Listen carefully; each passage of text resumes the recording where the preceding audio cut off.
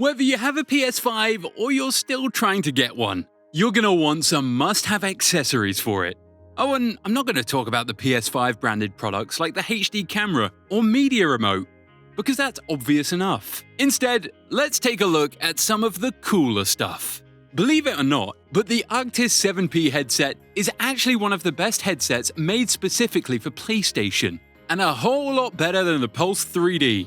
That's for sure. SteelSeries made this headset not only to work flawlessly with the PS5 and all its new features like 3D audio, but also to match the aesthetic of the PS5. When you look, it's pretty clear too, with the white and black color mix and blue accents. They're a perfect pair of headphones for the PS5.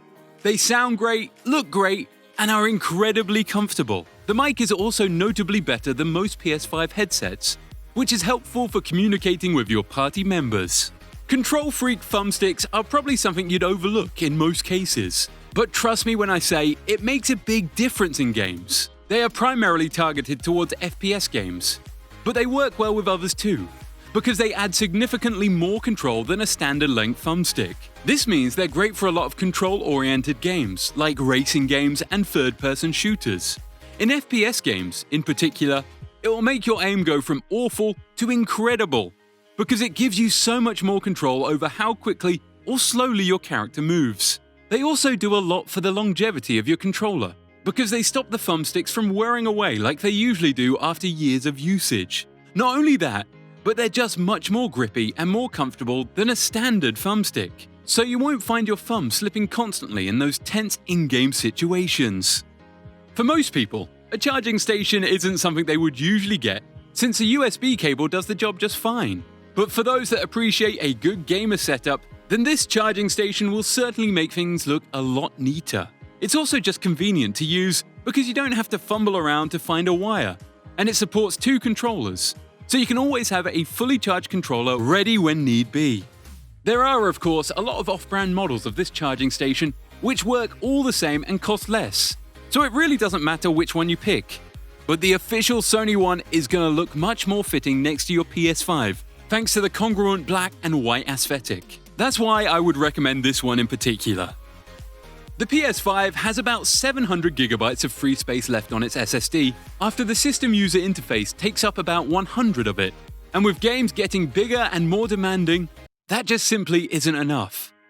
Games like Red Dead Redemption 2 and Call of Duty can take up 100 plus gigabytes each, which means you're gonna be having to constantly delete older games to fit new ones, just to have to re-download them later. Short story, it's gonna get annoying. Either way you cut the pie, you're gonna end up investing in an external hard drive at one point or another.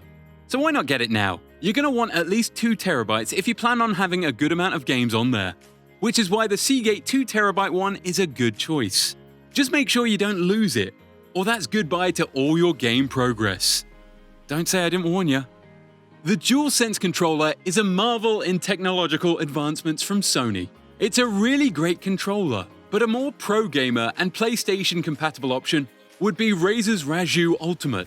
Admittedly, it doesn't quite fit the aesthetic of the PS5, rather the PS4, but it does look cool nonetheless in its own Razer way. The great thing about the Razer controller is that each part is interchangeable, so that if one part of the controller doesn't work for you, then you can change it, or even rehaul it entirely to fit your taste and comfort. However, the coolest thing about it, in my opinion, is the addition of 4 extra triggers on the top and back of the controller, which for certain games actually gives a unique advantage. Some call it cheating, but hey, you bought it. It's yours to abuse. It is $250 though, so bear that in mind, because that's a fair bit more expensive than a standard DualSense controller. Racing wheels are a niche accessory, but we can all admit that they are very cool to use.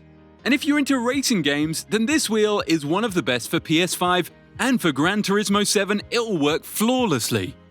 Being one of the newer Logitech models, it's very ergonomic, so you won't feel like you're working out when using it, and it also has a 900-degree rotation for the extra immersion. In terms of force feedback, it offers a decent amount of it, but not as much as the more premium models do. Then again, it's about half the price of those models. If you spend $500 on a PS5, then what reason do you have not to get a good soundbar to go with it? Aside from being broke after spending $500 on a PlayStation, of course. The Sonos Arc is about as good as you'd expect from Sonos. It sounds phenomenal and adds a real depth to your games by throwing the sound all around you.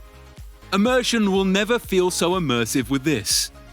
It's a nice little add-on to your setup and definitely not an unwelcome one, because it looks cool and it's wireless, so there's no plugging it in. The only issue with this accessory is it's not really an accessory, because it costs double the PS5 and isn't made purely for PS5, so technically it's more of a standalone product. But it's a good idea to include nonetheless, because it will seriously upgrade your gaming experience. A TV is very obvious. You probably already have a TV if you're watching this. But it should be noted that this TV is actually made purely for the PS5 by Sony. If you find this TV online, it states that it is ready for PlayStation 5. So no TV is better than this. And again, this isn't an accessory. But I had to mention it anyway. This TV works seamlessly with the PS5. Turning on the Dualsense controller wakes up the TV, and you can use the Dualsense to control the TV. The TV remote can also be used to control the PS5, which all makes for a very intuitive experience. The TV is also 4K, 120Hz, and HDR enabled, so it's going to look real nice with the PS5. If you're in the TV market for PlayStation, then this should be your first choice. This one is ridiculously expensive at $5,400, but I'm including it anyway, just because it's so damn cool. This is one of Samsung's latest projectors, and it is a heavy hitter because using it with the PS5 will make gaming feel like magic. This projector is an ultra-high-definition short-range projector that will save space and make a very big picture at the same time. It's also arguably better than a traditional TV, because not only can it be as big as your wall, but it also isn't affected by light. Most TVs get washed out when light shines on it, but because this isn't a shiny screen, the light can't reflect. You can get perfectly clear images coming from this projector in the middle of the day when the sun is shining right through your windows. Pair this with a Sonos Bravia soundbar, and you will be the proud owner of a setup most people can only dream of. I mean, can you imagine gaming on a 120-inch 4K screen? That's gotta be on my bucket list. Finally, one accessory which is really useful is a vertical cooling stand. Any brand stand would do in all honesty. But what this stand would do is act as a second fan for your PS5 and keep it much cooler. Games would actually run smoother as the console wouldn't overheat as much, and you won't have to put up with that overheating jet engine sound. You can also get a stand that acts as a charging dock for your controllers and a storage unit for headsets or other gaming devices, which makes them great value. Anyway, what would you get for the PS5? Let me know in the comments below, and don't forget to like and subscribe.